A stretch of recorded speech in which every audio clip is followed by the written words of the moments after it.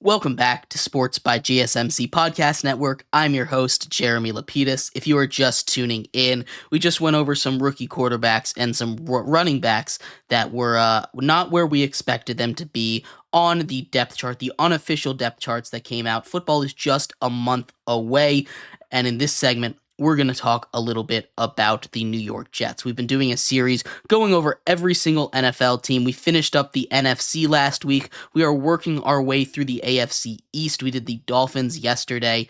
We did the Bills on Friday, actually. We're almost done with the AFC East. We've got 3 divisions to go in 3 weeks until football. So we are right on pace to get all of this done. Very, very excited. But we're taking a look at the Jets today. But before we do, remember, if you would like to be an even bigger part of the show than you already are, all you need to do is go to gsmcpodcast.net. Leave a tip or donation with a message in it.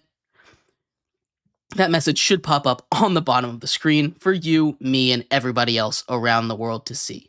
If you do have a burning question about sports, anything at all that you would like to ask, go and throw that in the comments, throw it in the chat. I will get to it as soon as I possibly can.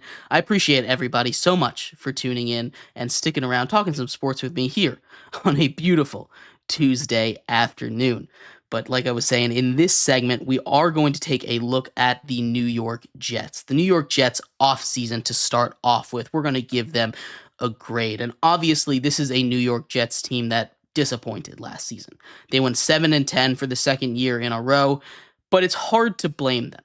This is a team that went all in on new quarterback, 4-time MVP, 1-time Super Bowl MVP, Aaron Rodgers. Aaron Rodgers and that vaunted Jets defense, which is the reason they won 7 games. They only lost 10 games, I should say. Aaron Rodgers is back, coming off an Achilles tear, and that makes it hard to judge this Jets team. This is a Jets team that, like I said, is really hard to judge from this last offseason. It's something that, they have all the talent offensively. They have Garrett Wilson, one of the best at his position. They have Breece Hall, one of the best at his position. But what they really went and did this offseason was fix their biggest issue, their biggest glaring weakness from last season, the offensive line. The offensive line has been a huge issue for the Jets. Obviously, not all their fault, but Aaron Rodgers gets hurt on the 4th play from scrimmage. It definitely does not help that the offensive line was not good. That's not to mention the incredible amount of offensive line injuries they went through last season. It was one of the worst offensive lines in the entire league. They go out and they try and fix that. They sign Tyron Smith. They go out and trade for Morgan Moses from the Ravens, rebuilding those 2 tackles. Those are 2 pillars, guys, that if they're healthy, again, that is a big if, but if they're healthy, they are going to be able to do a lot of good for this team. Give Aaron Rodgers some time in the backfield, open up some holes for Breece Hall, Braylon Allen, the new draft pick. This is a team that, as long as, everything on paper clicks the way it's supposed to, and really the only way that it wouldn't, if Aaron Rodgers truly did lose a step this offseason from that Achilles. He hasn't played, maybe he's a little rusty, or the offensive line goes to shambles and people get hurt again. Now, as far as the offensive weapons go, they've fixed the wide receiver core. Outside of Garrett Wilson, the wide receiver core last year was a bunch of dog water. It was awful. Not where you need it to be, not where you want it to be at all. They go out and they get Mike Williams. They go out and they draft Malachi Corley, excuse me. They go out and they try and fix this issue. The defense is still one of, if not the best defenses in the league. You have one of, if not the best corner in the league in Sauce Gardner. Filling out that secondary, it is nasty. Last year, they were ranked number 1 in both secondary, pass rush, and linebackers. As far as that secondary goes, they still have Sauce Gardner, DJ Reed, Michael Carter. They bring in Chuck Clark from the Ravens. This is a great secondary unit. They did lose some pass rushing, but they went out and they kind of fixed it. They went and traded for Hassan Reddick, who has 50 sacks in the last 4 seasons. The only guy who is even near him in that number is TJ Watt. It's obviously a little, you know, complicated with the whole contract situation that they're looking at getting, but you put him next to Jermaine Johnson, Javon Kinlaw, Quinnen Williams on the inside, that is a nasty front four. And even the linebackers here, right? You have C.J. Mosley, who isn't the same since injuries and leaving the Ravens, but if he can stay healthy, he's a great quarterback to have on the defense. He's super smart, and he's a great defensive quarterback, great captain over there. It's a really, really good defense. It really is. This is a Jets team that has very little holes on paper. Again, on paper is that thing. This is a Jets team that's very fragile. The injury bug can get them. This is a team that's filled with guys that have robust injury histories, including some of their big pickups, or they're just old, which makes them more likely to get those injury bugs. Because of that, it's hard to be 100% optimistic about it, and a lot of this does come down to Aaron Rodgers. How is Aaron Rodgers going to do? I believe in Aaron Rodgers. I believe in this Jets team. I think they're going to be competing for a division, and we'll talk about what record I have. It's a much easier schedule than last year, I believe, for everyone in the AFC East, other than maybe the Bills, who have to go through a gauntlet, and the Dolphins, who have to go through a gauntlet at the very end. We talked about that yesterday. But I'm going to give the Jets an A. They addressed their needs. They weren't greedy about it. They, even in the draft, they go and get Olu Fashanu to go out and fix and add more depth to the offensive line. He's not going to be starting right now, but you put him behind Tyron Smith, who is often hurt, Morgan Moses, who's a little older. He can go and step in and take either that left tackle or right tackle spot when you need him to. And I think that was really smart of them to go and get. But anyway, I'm giving them an A for their offseason. I really, really like what they did addressing all of their needs. We're going to take a quick break here, talk about their schedule in our next segment. We're going to go game by game, give them a record prediction. So stick around for that. We'll be right back here on Sports by GSMC Podcast Network. Welcome back to Sports by GSMC Podcast Network. I'm your host, Jeremy Lapidus. We just finished talking about the Jets offseason. They did a great job addressing their need of the offensive line. I gave them an A for their offseason. Nothing too flashy, exciting, but they went and fixed a lot of the patches that they had to go and patch up. In this segment, we're going to talk about their schedule. We're going to go over every single game week by week, give them a record prediction. But before we do, remember, if you would like to be an even bigger part of the show than you already are, all you need to do is go to gsmcpodcast.net. Leave a tip or donation with the message in it. That message should pop up on the bottom of the screen for you, me, and everybody else around the world to see. If you do have a burning question about sports, anything at all that you would like to ask, go and throw that in the comments, throw it in the chat. I will get to it as soon as I possibly can. I appreciate everybody so much for sticking around, talking some sports with me here on a beautiful Tuesday afternoon. But like I was saying, we are going to get into the Jets schedule prediction. The Jets have an interesting looking schedule, right? This is a Jets team that their toughest game isn't super tough, right? They're going to have to take on the Texans and the Niners, but outside of those two, there aren't many teams that I look on their schedule and I say, hey, this is a game or this is a stretch that I'm scared of for them, right? Not like the Dolphins, whose last 5-6 weeks is the worst in football. There's just a couple of tough games scattered throughout in what otherwise is a relatively easy schedule.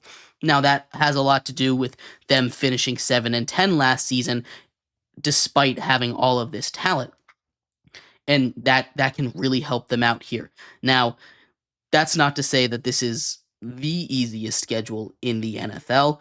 It's definitely something that could bite them. Come back and bite them. They have a week 12 bye. A week 12 bye is not the worst. the greatest, but it's fine, especially when the beginning of the schedule isn't the hardest thing in the world. Although the first game is probably their hardest one of all of them. They start up with 5 primetime games in their first 7 matchups. Their first game of the season is on Monday, just like it was last year. This time on the road in San Francisco, taking on the 49ers. And as much as I'd love to give, Aaron Rodgers his much wanted debut win, I'm giving this to the Niners. The Jets are not quite at the Niners level, although I do think they're very similar. The Titans are the next game on the road as well.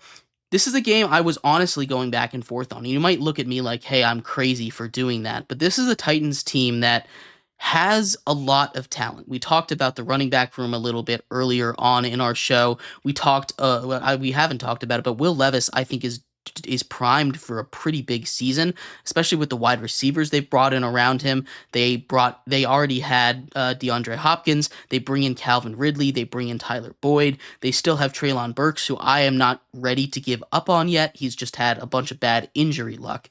But all that being said, I think the Jets take care of business against the Titans, whose offensive line is not up to snuff against a Jets defense. Week 3, home opener against the Patriots. That one isn't too tough to deal with. The Jets take a win here in Week 3, finish up, get off to a hot 2-1 start on the year. Then they go Week 4, host the Broncos. Nice easy game here. The Broncos, I have no idea what's going on at quarterback for them. It's not a great situation, to put it mildly. It might be the worst situation in all of football. The Broncos take a loss here in Week 4 to the Jets. The Jets start off 3-1. Then they head up to Minnesota, take on the Vikings. Sam Darnold probably will be the starter at this point still. I'm giving this game to the Jets. They've got a 4-game win streak right now through 5 weeks. They are 4-1. Week 6, taking on the Bills back at home. This one could go either way. It is a division game. It is at home, so I'm giving this one to the Jets. The Jets' 5-game win streak after dropping the opener to the 49ers. They look good in all these primetime games. Excuse me. They are 5-1 heading into a road battle against the Steelers, and I think this is going to be an interesting game. I don't know who's going to be a quarterback for the Steelers at this point, but I think the defense of the Steelers will be enough that the Jets will not win this game. The Steelers break the streak. The Jets fall to 5-2 on the year. Week 8 is their rematch with the Patriots. It is a division game. Again, I like the direction this Patriots team is headed in. I'm going to give them a win here over the Jets, although that might be a little bit presumptuous of me here. Patriots they win here. The Jets fall to 5-3. Then they get their last really super tough game of the year outside of the Dolphins and outside of the division, and that is the Texans. The Texans, I'm going to give them a loss. It is a home game against the Texans, but CJ Stroud coming in should take care of business against a really good secondary. They lose 3 straight after winning 5 in a row and fall to 5-4. Week 10 against the Cardinals, that is in Arizona. I'm giving the Jets a win here. They get back up to 6-4 on the season before heading back home. Cross-country flight. I think that travel is going to do a little bit to them. They take on the Colts and Anthony Richardson, which is a team that I think might be really good. Kind of inconsistent, but really good at some points, and I think this is going to be one of their good games. The Colts beat the Jets here, and heading into the bye week in Week 12, the Jets are 6-5 on the season, well in the playoff race. At this point, though, as we went over the Dolphins' schedule, they're not super competitive in the division race. The Dolphins at this point, as I have predicted here, is still undefeated, or 10-0 on the season here. They get their bye week. Then they get the Seahawks. Seahawks, as I've said, kind of feel like a litmus test to me for being a good or a bad team. I think the Jets are a good team. Also coming off the bye definitely helps a little bit. I'm giving the Seahawks a loss here. The Jets improved to 7-5 on the year. Then they get the Dolphins. This one is on the road against the Dolphins. I'm giving them a win here. The Dolphins. This is the start of this is the second game in what is the most brutal stretch of games in all of football. The Dolphins take a loss here, and the Jets take a little bit of a step up in that division race, improving to 8-5 on the year. Then they head down to Jacksonville, stay in Florida. I think the Jaguars are going to win here. Trevor Lawrence gets his big contract. This is a Jaguars team that I think is going to be inconsistent, but is going to be good regardless. They take care of business against the Jets, and the Jets fall. Excuse me. They fall to 8-6 on the year. 3 games remaining. They are still in the hunt for this division. If they win out and the Dolphins lose out, they absolutely have a shot. The Dolphins' remaining schedule: 49ers, Browns, and then a game in MetLife against the Jets. Maybe the toughest stretch in football there. The Jets, on the other hand, have the Rams, the Bills, and the Dolphins. It's not an easy schedule. Those are all playoff teams from last year, but it is comparably much easier. I think the Rams are going to take a step back from last year. I still have them making the playoffs, but I do have them taking a step back from last year. The Jets will beat the Rams here in Week 16, improving to 9-6. Then on the road at the Bills. This is a huge game, 2 straight division games to end out the season. I think the Jets take care of business. I'm not a big Bills believer this season. I think they beat the Bills here, much like they did earlier on in the season. The Bills lose. Then we have basically, and it's not quite, an AFC East title game once again between the 11-5 Dolphins and the 10-6 Jets. I have the Jets taking care of business here. Now, tiebreakers, it's hard to predict right now, but that puts both the Dolphins and the Jets dead even at 11-6 on the top of their division. I think I gave the tiebreaker to the Dolphins in this, although it might go to the Jets because of division record. I'm not quite sure where the tiebreakers go, but this is a Jets team that I think, if Aaron Rodgers can be even like 3/4 of what he usually is, can be one of the best teams in football with that vaunted defense that they have. Probably will be the best defense in football this season, even across all 3 levels. Let me know what you think. I have the Jets going 11-6, winning the division, making the playoffs here. Curious to see how far they can go. We'll do a playoff prediction as we get closer to the NFL season later on. So appreciate everybody so much for sticking around, talking some sports with me today here on Sports by GSMC Podcast Network. I've been your host, Jeremy Lapidus. I hope everybody has a great rest of your day. We'll see you same time, same place tomorrow for everything else going around in the world of sports. You all have a great one, and I'll see you then. Bye-bye.